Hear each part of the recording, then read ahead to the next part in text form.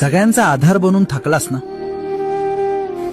घराचा कणा बनून मान ताठ ठेवलीस, पण आज तीच मान माझ्या खांद्यावर टेकवून रडावंसं वाटतंय ना. जगाला तुझा राग दिसतो, पण मला तुझा थकवा दिसतो.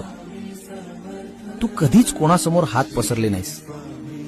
स्वतःच्या इच्छा मारून तू दुसऱ्यांची स्वप्न पूर्ण केलीस. पण तुझ्यासाठी कोण रे? तुला कोणी विचारलं दमलास का? नाही ना.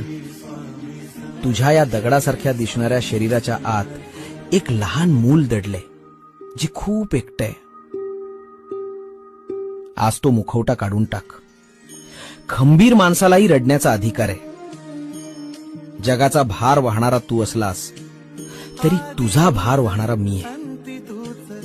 शांत हो, भिवू नकोस. मी तुझ्या पाठीशी आहे.